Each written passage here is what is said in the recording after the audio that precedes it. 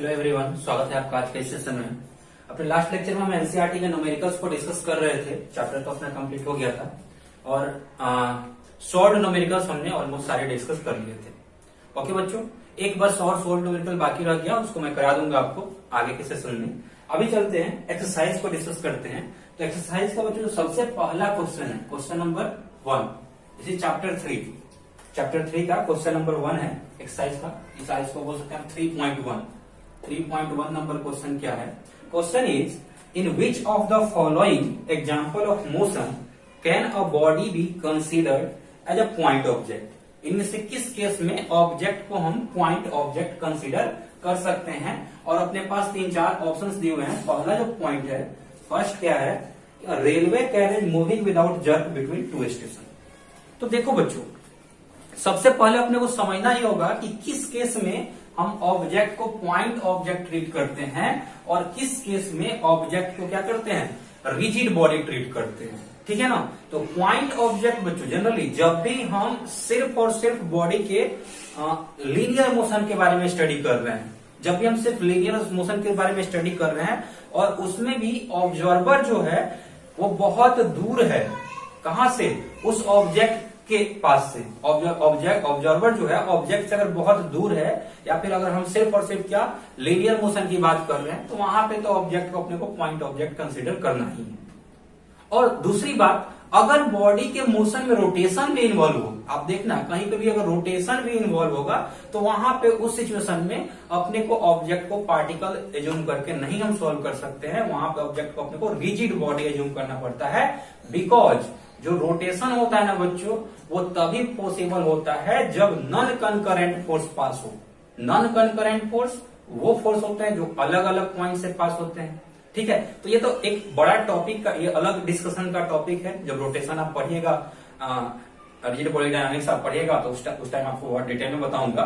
फिलहाल बस इतना ध्यान रखिए कि स्पेशली जब भी लीनियर मोशन की बात हो रही हो, प्लेन मोशन की बात हो रही हो, सर्कुलर मोशन की बात हो रही हो, तो अपने को क्या करना है? अपने को ऑब्जेक्ट को पार्टिकल एज्यूम करना है। रोटेशन के केस में अपने को ऑब्जेक्ट को रिजिड बॉडी एज्यूम करना है। तो फर्स्ट जो ऑप्शन है बच्चों, उसमें क्या बोल रहा है कि रेलवे कैरेज है वो 2 स्टेशन के बीच में मूव कर रहा है। तो मान लो ये है स्टेशन ए और ये है स्टेशन बी। स्टेशन ए और स्टेशन बी के बीच में कोई भी रेलवे कैरेज मूव कर रहा है। तो अब यहाँ पे डिपेंड करता है कि दोनों स्टेशन के बीच की दूरी कितनी है। अगर दूरी बहुत ज्यादा है, अगर दूरी बच्चों क्या है, दोनों स्टेशन के बीच में बहुत ज्यादा है, तो उस सिचुएशन में, हालांकि रेलवे कैरेज एक बहुत बड़ा ऑब्जेक्ट है, लेकिन सिर्फ 2 स्टेशन लार्ज डिस्टेंस पे सेपरेटेड होते हैं, इसलिए इस डिस्टेंस के कंपेयर में अगर साइज ऑफ कैरेज को हम कंपेयर करेंगे तो अपने को मालूम चलेगा क्या कि size of carriage is a point object. कैसा है वो? पॉइंट ऑब्जेक्ट है। अब ग्रेविटेशन में जब ग्रेविटेशनल फोर्स फाइंड कीजिएगा बिटवीन अर्थ एंड मून, तो अर्थ एंड मून के बीच में जब ग्रेविटेशनल फोर्स हम फाइंड करते हैं ना बच्चों, तो वहां पे अर्थ और मून दोनों की हम पॉइंट ऑब्जेक्ट ही कंसिडर करते हैं। क्यों? साइज ऑफ अर्थ तो बहुत बड़ा है, साइज ऑफ मून भी बहुत बड़ा है। मतलब हम अर्थ पे रह रहे हैं, इस अर्थ का size radius 6400 kilometre, very big size. लेकिन स्टिल अगर इस साइज को हम डिस्टेंस बिटवीन अर्थ एंड सन या अर्थ एंड मून जब कंपेयर करते हैं, तो हम पाते हैं क्या कि ये साइज बहुत छोटा है। और उस सिचुएशन में अपने को अर्थ को एक पॉइंट ऑब्जेक्ट मानना पड़ता है, जबकि हालांकि अर्थ क्या है, बहुत बड़ा ऑब्जेक्ट है। ओके बच्चों, तो फर्स्ट केस में क्या था? कैरेज रेलवे का 2 प्लेटफॉर्म 2 स्टेशन के बीच में मूव कर रहा था, तो एक पॉइंट ऑब्जेक्ट है। इसी जगह point object, option 1 is true. Point object क्यों है? Because separation between both station is very large as compare to size of train. आप चाहिए तो इसमें स्टेटमेंट इसका लिख लीजिए, एक्सप्लेनेशन लिख लीजिए। तो 1 इज ट्रू, एक्सप्लेनेशन इसका क्या हो जाएगा? तो एक्सप्लेनेशन हो जाएगा बच्चों, since separation between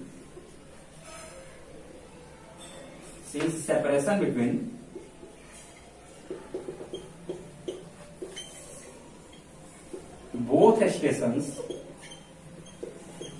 is very large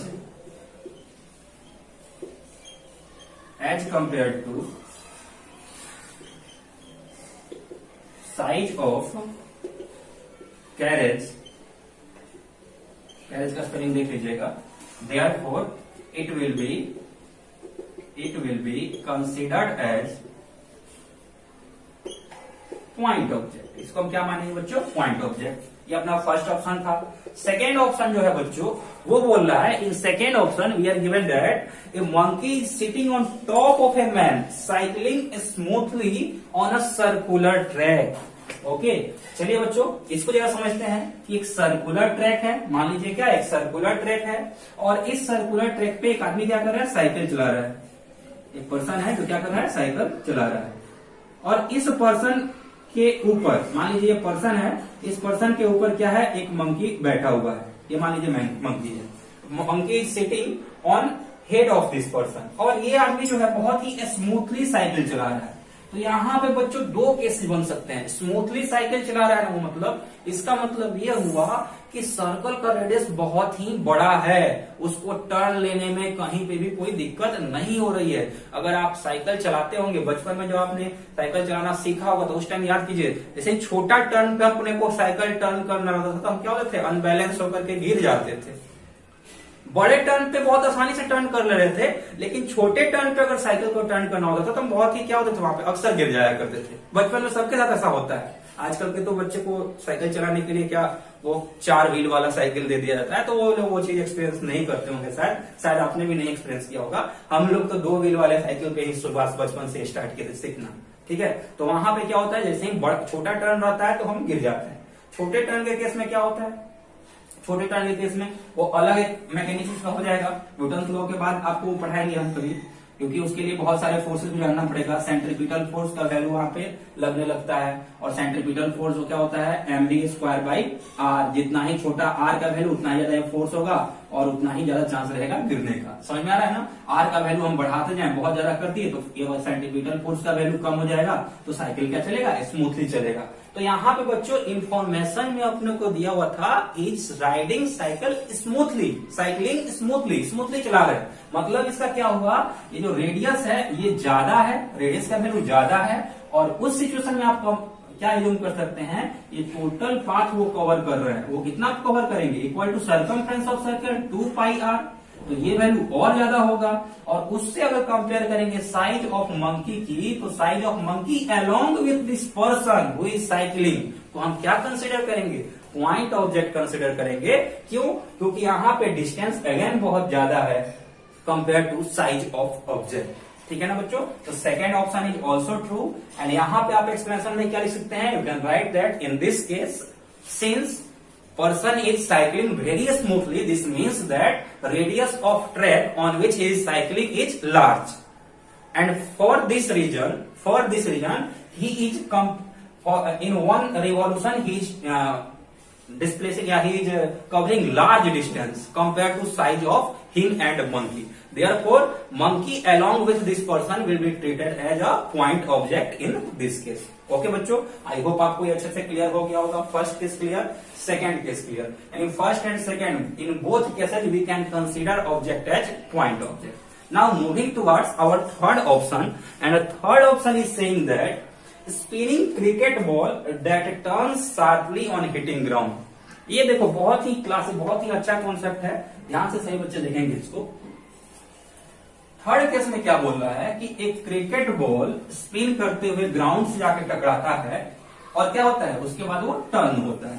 तो चलिए इस वाले सिचुएशन को देखते हैं। मान लीजिए एक क्रिकेट बॉल है, तो क्रिकेट बॉल है तो स्पिन करते हुए जा रहा है। जो स्पिनर होते हैं वो क्या करते हैं, वो बॉल को जर्क करके देते हैं ना, थ्रो करने वक्त, तो उस जर्क के कारण क्या होता है, ऐसा टर्न होते हुए जाता है।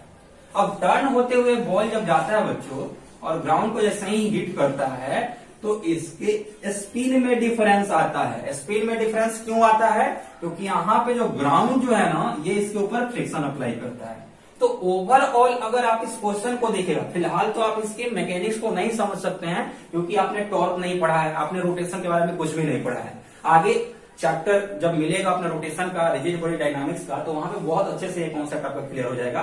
फिलहाल बस आप ध्यान रखिएगा कि इन this case rotation is involve, rotation हो रहा है ना, बॉल स्पिन कर रहा है मतलब रोटेट कर रहा है अपने सेंटर के अलोंग, तो रोटेशन इज इन्वॉल्व। देयरफॉर हम क्या बोलेंगे, हम बोलेंगे कि यहाँ पे ऑब्जेक्ट जो है वो पार्टिकल नहीं है, वो एक रिजिड बॉडी है। अब सोचिए, कहाँ रेलवे का कैरेज, इतना बड़ा ऑब्जेक्ट, उसको हम वहां पे पार्टिकल मान रहे थे, और इतना छोटा ऑब्जेक्ट क्या है, एक क्रिकेट का बॉल बहुत छोटा ऑब्जेक्ट होता है, वो उसको हम क्या मान रहे हैं, उसको हम रिजिड बॉडी मान रहे हैं। ध्यान रखना बच्चों, जब भी रोटेशन इन्वॉल्व हो क्वेश्चन में, उस ऑब्जेक्ट को हम पार्टिकल नहीं मानेंगे, उस ऑब्जेक्ट को हम रिजिड बॉडी मानेंगे। तो since body is rotating, body is rotating and after collision with ground, after collision with ground, its rotational या its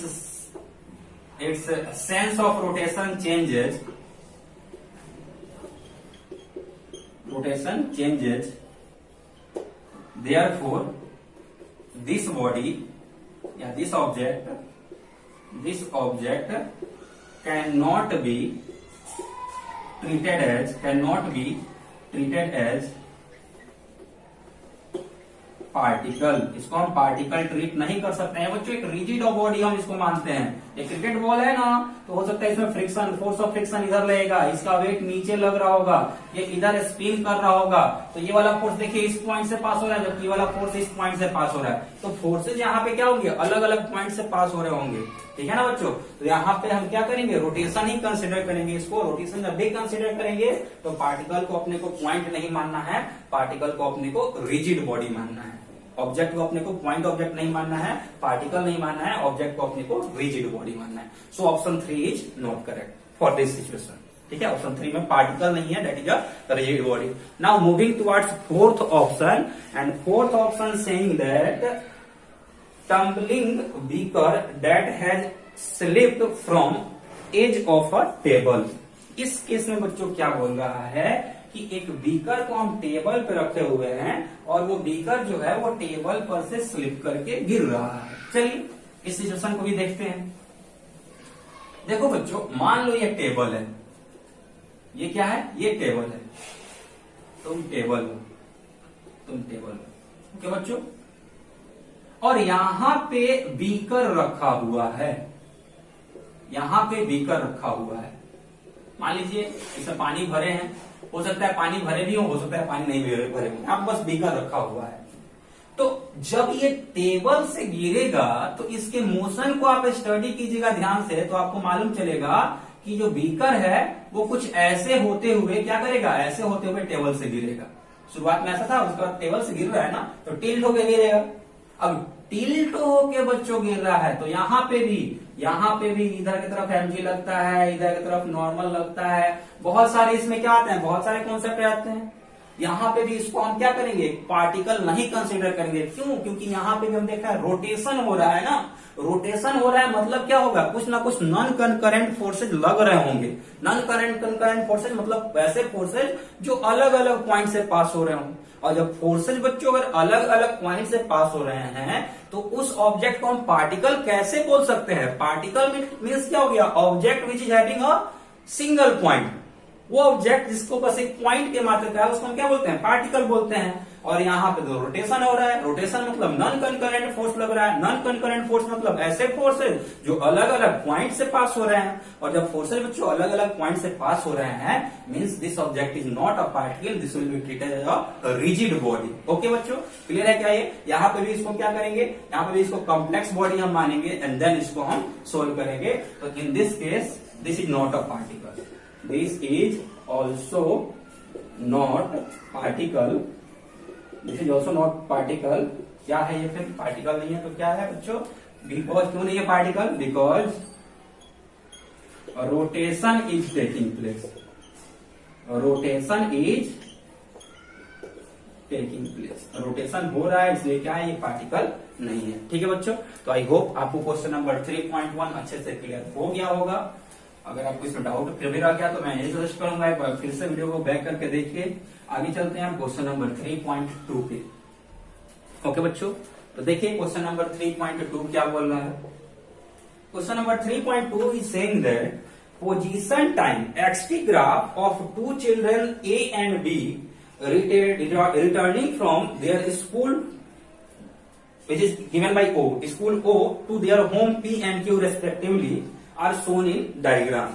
मतलब देखो बच्चों, अपने को जो डायग्राम है इसमें पोजीशन टाइम ग्राफ दिया हुआ है दो ऑब्जेक्ट का, दो बच्चों का, दोनों बच्चे क्या कर रहे हैं, स्कूल से घर के लिए जा रहे हैं। छुट्टी हो गई स्कूल से, उस पर कहां जा रहे हैं, ये घर पे जा रहे हैं। तो ये है ऑब्जेक्ट ए का मोशन का पाथ, और ये है बच्चों ऑब्जेक्ट बी के मोशन का पाथ। ये बी के मोशन का पाथ है और ये ए के मोशन का पाथ है। जो ए का घर है बच्चों वो पॉइंट पी के पास है, और बी का घर है कहां पे है, वो क्यू के पास है। ऐसा ग्राफ अपने को दे दिया है। दो बच्चे हैं, एक ए दूसरा बी। इधर की तरफ टाइम है और इधर की तरफ पोजीशन। वाई एक्सिस पे क्या लिया है, पोजीशन लिया है, तो इसको एक्स से डिनोट कर रहा है। इधर टाइम एक्सिस, पोजीशन एक्सिस। अब अपने से क्या क्या पूछ रहा है, तो देखिए सबसे पहले अपने से क्वेश्चन में पूछा है कि ए स्लैश बी, यानी ए और B live closer to school than B और ए। मतलब इन दोनों में से स्कूल के नजदीक कौन रहता है। तो ये स्कूल तो यहाँ पे है, ओ के पास क्वेश्चन बोल रहा है क्या, स्कूल है। तो हम क्लियर देख पा रहे हैं ओ से पी की दूरी कम है एंड ओ से क्यू की दूरी क्या है, ज्यादा है। तो हम क्या बोलेंगे, हम बोलेंगे कि पी नजदीक है, क्यू दूर है, इसलिए ए जो है, पी किसका घर है, ए का घर है, और क्यू किसका घर है, बी का घर है। तो A lives closer than B, ठीक है ना। A lives closer than B from school, यानी ए जो है वो बी से ज्यादा नजदीक रख रहा है। ऑप्शन में दिया हुआ है A slash B lives closer to school than B slash A. तो A lives closer than B, ठीक है ना। शुरुआत में ए टिक करेंगे और बाद वाले में क्या टिक करेंगे, बी टिक करेंगे। ओके बच्चों, this is answer of our first question. Friends, now moving towards second part of this question, and second part of question is saying that A slash B start from school earlier than B slash A, यानी A और B में से पहले school से कौन start कर रहा है। तो बच्चों क्लियरली दिख रहा है कि A यहाँ पे स्टार्ट किया है जबकि B यहाँ पे स्टार्ट किया है। यानी ए जो है वो t=0 पे स्टार्ट कर दिया, जबकि बी उसके बाद के किसी टाइम पे स्टार्ट किया अपना मोशन स्कूल के पास से। या फिर आप बोल सकते हैं ए जो है छुट्टी होते ही स्कूल से बाहर निकल गया है, और बी क्या किया है, छुट्टी के बाद अपने सर से किसी डाउट को डिस्कस किया है, और डाउट को डिस्कस करने के बाद वो स्कूल से निकला है। तो ग्राफ से क्लियरली दिख रहा है कि ए स्कूल से पहले निकला है compare to B. So answer will be A starts from school earlier than B. तो बी का आंसर क्या हो जाएगा, A starts from school earlier than B। B से A पहले स्टार्ट हो रहा है। ऑप्शन सी पे चलते हैं बच्चों। तो सी में क्या बोल रहा है, A slash B walks faster than B slash A, यानी A और B में से ज्यादा तेज कौन चल रहा है। ठीक है, ज्यादा तेज चलना बच्चों मतलब क्या हुआ, ज्यादा वेलोसिटी होना। And this is position time curve. तो we know that slope of position time graph gives velocity। Position time graph का स्लोप क्या रहता है बच्चों, तो वेलोसिटी देता है। अब यहां पे एंगल की बात करेंगे तो ये वाला एंगल θ1 है और ये वाला एंगल क्या है बच्चों, θ2 है। या फिर इसका नाम θ1 दे दीजिए, इसका नाम क्या दे दीजिए, θ2 दे दीजिए। तो θ1 जो है इज लेस देन θ2। θ1 का वैल्यू कम है θ2 से, ये वाला एंगल कम होगा, ये वाला एंगल क्या होगा, ज्यादा होगा। मतलब θ1 अगर कम है तो θ1 क्या देगा, स्लोप ऑफ ए जो है बच्चों वो कम है स्लोप ऑफ बी के। मैं आपको बताया था पहले कि जितना ही ज्यादा ये वाला एंगल होगा उतना ही ज्यादा क्या होगा, स्लोप होगा। 0 से 90 के बीच में, 0 से 90 के बीच में जितना ही बड़ा एंगल रहेगा उतना ही ज्यादा क्या रहेगा, स्लोप रहेगा। यानी बी लाइन का स्लोप ज्यादा है ए लाइन के कंपेयर में। और स्लोप बच्चों क्या दे रहा है, तो स्लोप वेलोसिटी दे रहा है, इसमें बोलेंगे velocity of A is less than velocity of B. मतलब बी ज्यादा तेज चल रहा है, ए स्लो चल रहा है, या ए स्लो चल रहा है, बी ज्यादा तेज चल रहा है। तो अपने को इसमें से ऑप्शन में सिलेक्ट करना है क्या, A slash B works faster than B slash A. तो ए जो है बच्चों वो स्लो चल रहा है, बी फास्ट चल रहा है। तो ऑप्शन सी क्या होगा, B works faster than A। B walks faster than A। Now moving towards option D। Option D बच्चों बोल रहा है A and B reaches home at same or different time। तो क्लियरली दिख रहा है बी जो है वो इस टाइम पे घर पे पहुंचा है, घर का पोजीशन ये है ना, तो बी इस टाइम पे घर पे पहुंचा है, जबकि ए जो है बच्चों वो इस वाले टाइम पे घर पे पहुंचा है। तो दोनों अलग अलग टाइम पे पहुंच रहे हैं। अगर एक ही टाइम पे पहुंचते तो इस वाले एक्सिस पे दोनों का कोऑर्डिनेट क्या होता है, सेम हो जाता। तो क्लियर दिख रहा है कि बी जो है वो पहले पहुंच रहा है, ए जो है वो बाद में पहुंच रहा है। तो यहाँ पे अपने को जो सिलेक्ट करना होगा डी में, A B reaches home at different time. इसका आंसर क्या होगा, डिफरेंट होगा। तो डी पार्ट का आंसर क्या हो गया बच्चों, डिफरेंट। ओके बच्चों, अब चलते हैं part E of this question. Part E of this question says that A slash B overtakes B slash A on the road. A slash B, A और बी में से कौन एक दूसरे को ओवरटेक कर रहा है। तो बच्चों हम देख रहे हैं कि इस पॉइंट पे दोनों ऑब्जेक्ट एक ही टाइम पे एक ही पोजीशन पे हैं। अब एक ही टाइम पे एक ही पोजीशन पे मतलब यहां वो मिल रहा है, और साथ ही साथ ए ने अपना मोशन पहले स्टार्ट किया, बी ने अपना मोशन बाद में स्टार्ट किया। इसके बावजूद भी दोनों अगर एक पॉइंट पे मिल रहे हैं, मतलब ये हुआ कि उस पॉइंट पे बच्चों बी जो है वो ए को ओवरटेक कर रहा है। बी क्या कर रहा है, ए को ओवरटेक कर रहा है। तो इसका आंसर क्या होगा बच्चों, तो इसका आंसर होगा ई का कि बी ओवरटेक्स ए, बी ओवरटेक्स ए, और कितना बार, तो एक बार, वंस। ठीक है ना, बी ओवरटेक्स ए वंस। बी जो है वो एक बार ए को ओवरटेक कर रहा है। 2-3 बार ओवरटेक कर तो बीच में भी फिर से दोनों कहीं ना कहीं मिलते, दोनों का कॉमन पॉइंट होता है, लेकिन ऐसा कुछ नहीं हो रहा है। इसलिए हम क्या बोलेंगे कि बी जो है वो ए को एक बार ओवरटेक कर रहा है। ओके बच्चों, तो this is question number 3.2 of NCERT. जल्दी से इसको नोट कीजिए, फिर चलते हैं अगले क्वेश्चन पे।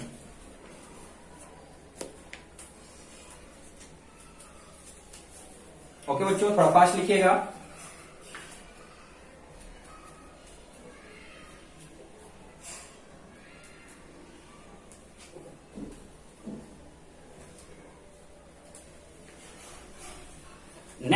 नेक्स्ट बच्चों, नेक्स्ट क्वेश्चन पे चलते हैं। अब क्वेश्चन नंबर 3.3। ये बहुत अच्छा क्वेश्चन है, ध्यान से सीखिएगा, बहुत कुछ सिखाएगा आपको।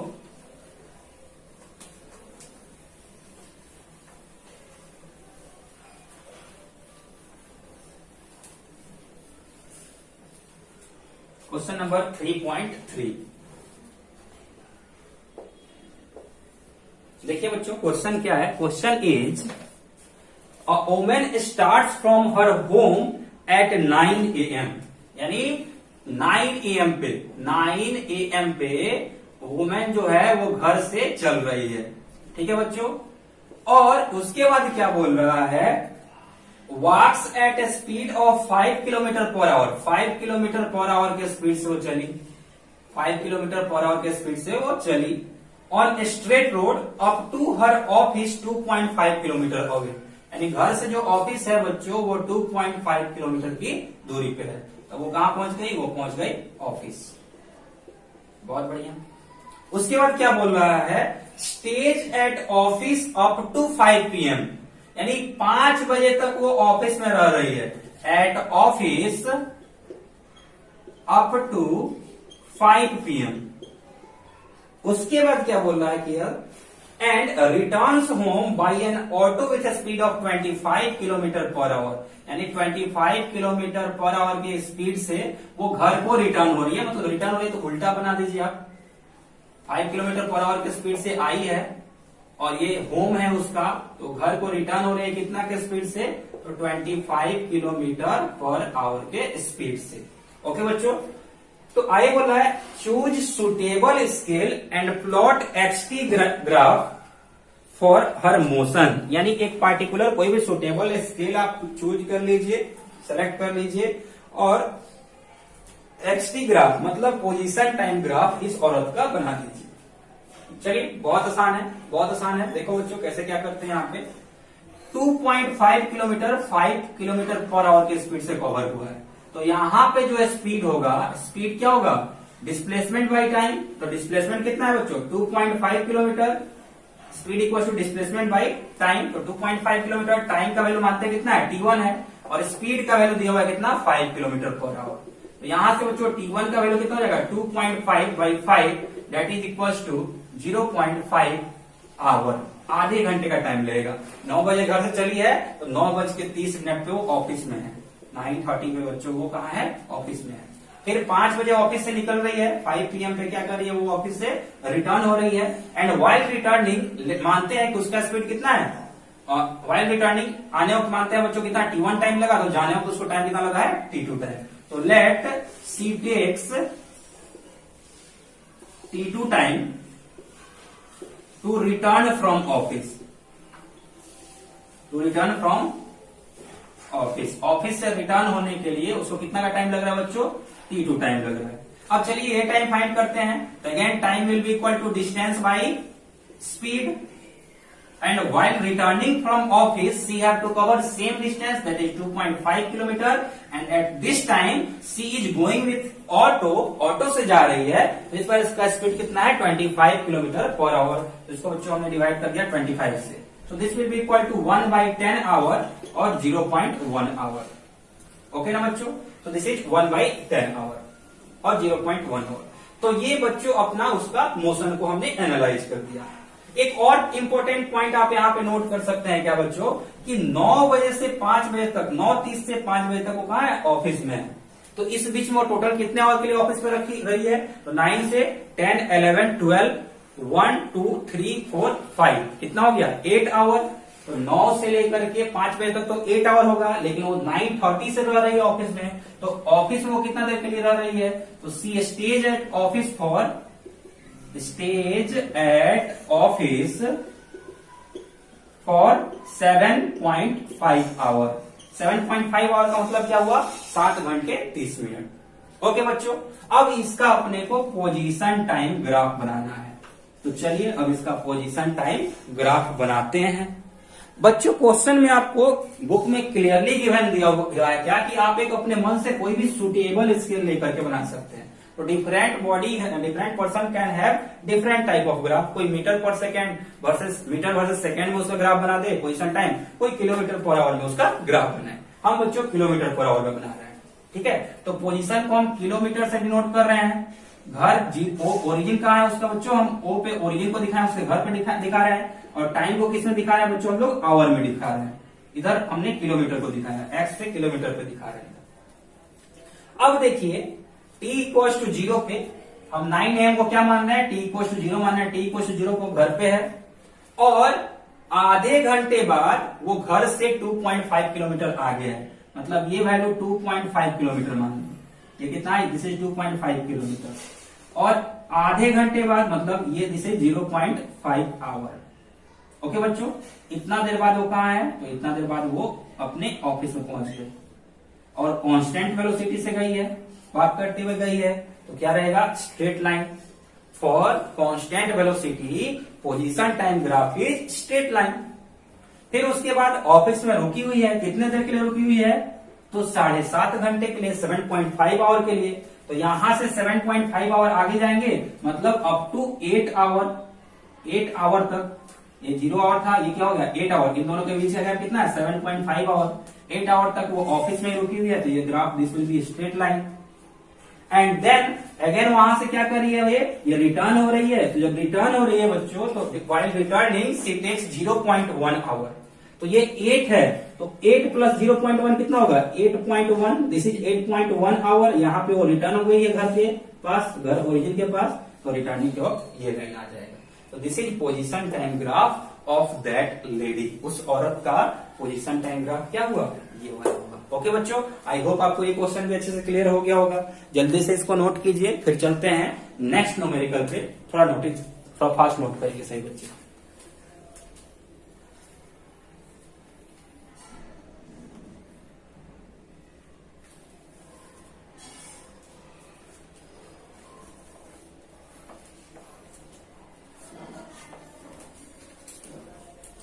ओके बच्चों, अब चलते हैं इसके बाद। अगर आप नोट नहीं कर पाए होइएगा तो वीडियो रोक लीजिएगा, फिर नोट करेंगे, फिर आगे बढ़ेंगे।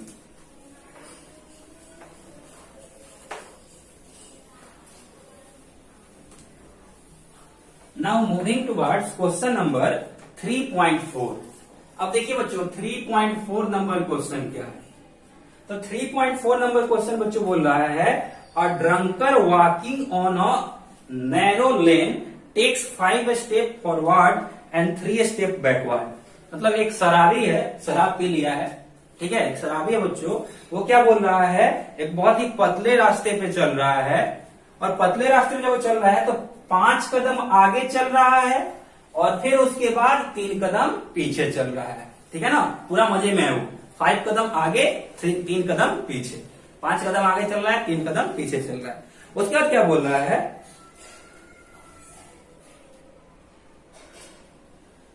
Each step is 1 metre long and required 1 second. हर एक कदम जो है उसका वो 1 मीटर का है और एक सेकेंड के बाद वो फिर क्या कर रहा है, दूसरा स्टेप ले रहा है, यानी एक स्टेप मूव करने में उसको 1 सेकेंड का टाइम लग रहा है।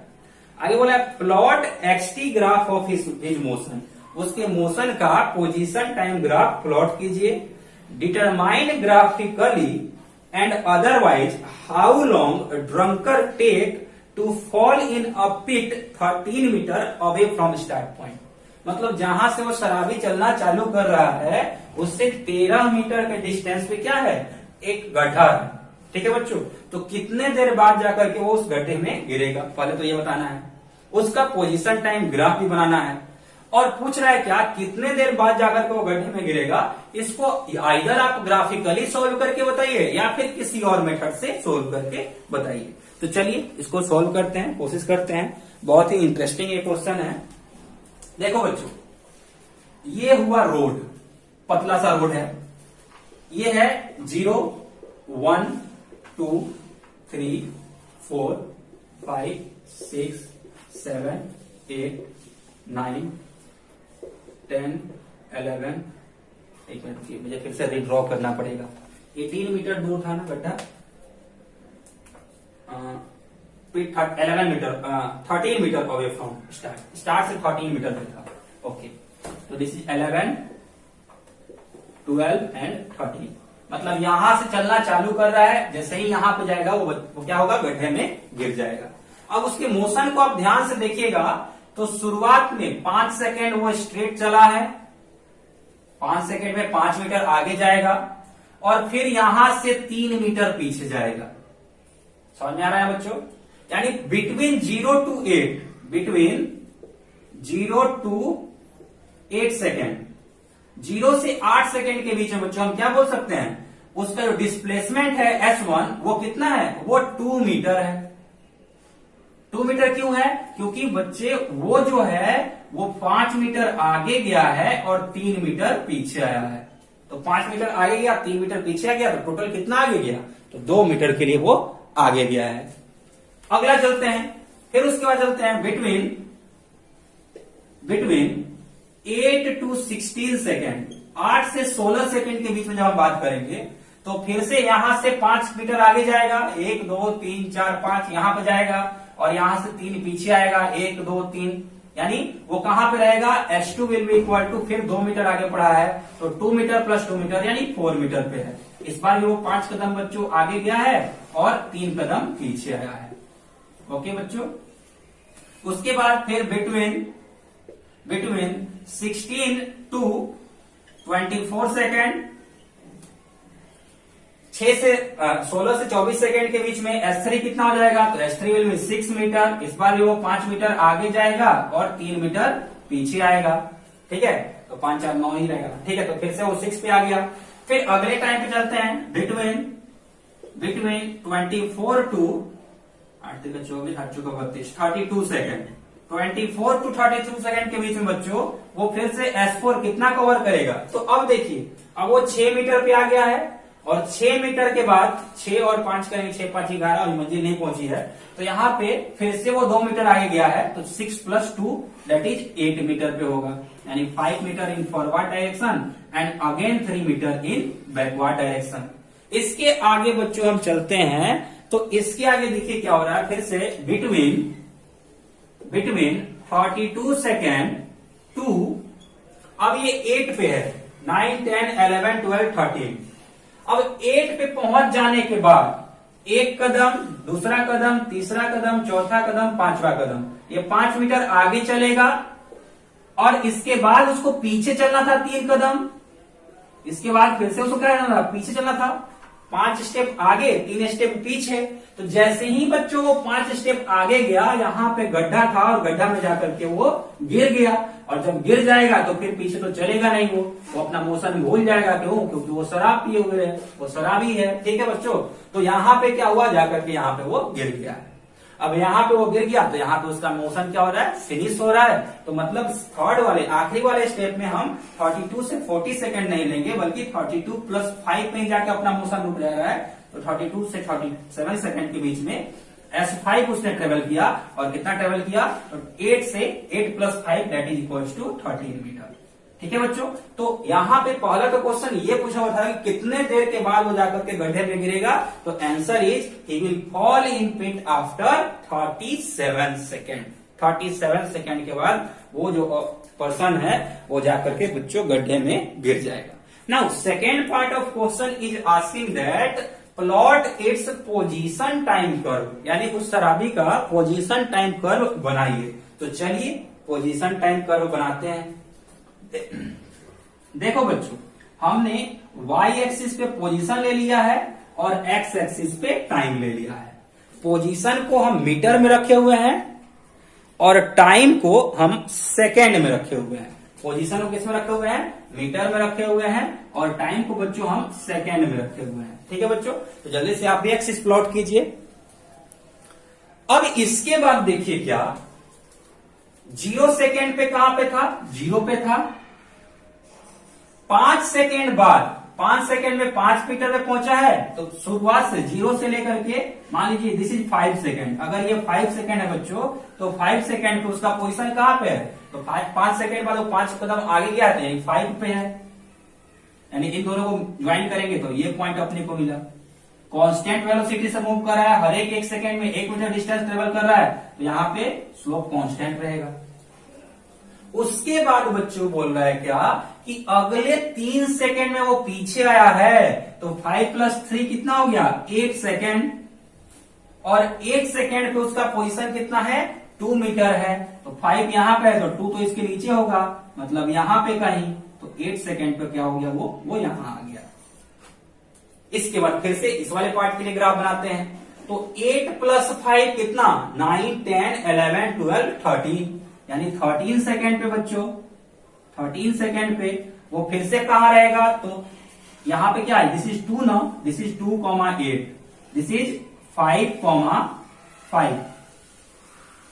अब ये पॉइंट कौन सा है बच्चों, 8 और 5 13, 13 है ये, और ये 2 प्लस 5 कितना होगा, 2 प्लस 5 कितना होगा बच्चों, तो 7 होगा। तो इस वाले पॉइंट पे वो कितना पे रहेगा, 7 पे रहेगा, मतलब मूव करके यहां पे कहीं आ गया रहेगा। This position will be equal to x में 13 है, x में 13 एंड y में 7। यहां पे क्या लिखेंगे, x में 8 एंड y में 2। पहले x लिखते हैं फिर y लिखते हैं। तो यहां पे आ गया बच्चों। और फिर से इसके बाद 13 सेकेंड के बाद फिर से क्या होगा, 3 सेकेंड के लिए पीछे जाएगा, यानी 16 सेकेंड पे जब बच्चों हम बात कर रहे हैं तो उसका पोजीशन कितना है, 4 है। तो 16 सेकेंड पे फिर से वो नीचे आ गया है, और उसका पोजीशन कितना आ गया, उसका पोजीशन 4 आ गया। तो 4,16, सॉरी 16,4 अगेन बात कर रहे हैं, तो अगेन फिर से वो 5 कदम आगे चला होगा। तो 21 सेकेंड मान लो ये रहा, 21 सेकेंड में फिर से वो 5 कदम आगे चल गया है। ठीक है, तो 6 पहले 4 था, 4 प्लस 5 कितना हो गया, 9। तो 21,9, दिस पोजीशन इज 21,9। और फिर से क्या हुआ है, फिर से वो पीछे 3 कदम चला है, तो 21 और 3 कितना हो गया, 24 हो गया। और ये कितना है, ये 9 मीटर पे था, तो 9 मीटर से 3 मीटर पीछे चला गया, तो कितना जाएगा, 6 मीटर पे आ जाएगा। वो यहां पे है 6 मीटर पे, दिस इज 24,6। फिर से 5 कदम आगे चलेगा, तो 24 प्लस 5 कितना होगा, तो 24 प्लस 5, ये कुछ 21, 22, 23, 24, 25, 26, 27, 28, 29, 29 सेकेंड। तो बच्चों अब देखो इस बार वो 29 सेकेंड पे कितना पे आ जाएगा, तो पहले 6 पे था, तो 6 और 5 कितना, 11। तो दिस इज 29,11। और इसके बाद 29 के बाद फिर से वो क्या होगा, 3 स्टेप पीछे जाएगा तो 30, 31, 32, दिस इज 32 सेकेंड, और यहाँ पे 11 से 3 पीछे चला गया है तो 11 minus 3 will be equal to 8। तो इस पॉइंट पे बच्चों वो शराबी यहाँ पे रहेगा 32,8। अगर इसके बाद बात करते हैं तो 32 के बाद बस वो 5 सेकंड के लिए और चला है, यानी 32 प्लस 5 कितना होगा, 32 plus 5 will be equal to 37, and at 37 second he is at x equals to 11। तो दिस इज 37,11। इस वाले पॉइंट पे आकर के वो क्या हुआ, वो गड्ढे में आकर के गिर गया। इधर टाइम था सेकेंड में। ओके बच्चों, तो this is position time graph of that शराबी। ओके बच्चों, आई होप आपको ये वाला क्वेश्चन भी अच्छे से समझ में आया होगा। जल्दी से इसको नोट कर लीजिए, और इसके बाद मिलते हैं अब नेक्स्ट लेक्चर में। नेक्स्ट लेक्चर में इसके आगे क्वेश्चंस मैं डिस्कस करूंगा। इसके पहले अगर आप चाहिए तो आप घर पे उस क्वेश्चंस को ऑलरेडी पहले से कंटिन्यू कीजिए, सोल्व करने की कोशिश कीजिए, आपसे सोल्व हो सकता है, मुझे विश्वास है। आप अगर घर पे भी कोशिश करेंगे तो उसमें से बहुत सारे क्वेश्चन सोल्व होंगे। जरूरी नहीं है सारे के सारे सोल्व हों, लेकिन कुछ ना कुछ तो सोल्व होंगे। 5 क्वेश्चन, 10 क्वेश्चन, किसी से 2 क्वेश्चन सोल्व होंगे, किसी से 3 क्वेश्चन सोल्व होंगे। घबराने की बिल्कुल जरूरत नहीं है, एक भी सोल्व नहीं हो तब भी घबराने की जरूरत नहीं है। बस आपको मेहनत करते रहना अपनी तरफ से, और वो तो मैं सिखा ही दूंगा आपको। इधर क्वेश्चन एक क्वेश्चन तो हम डिस्कस कर ही रहे हैं। ओके बच्चों, this is all for today. Thank you very much for joining today. Please do like, share and subscribe to our channel. Thank you very much.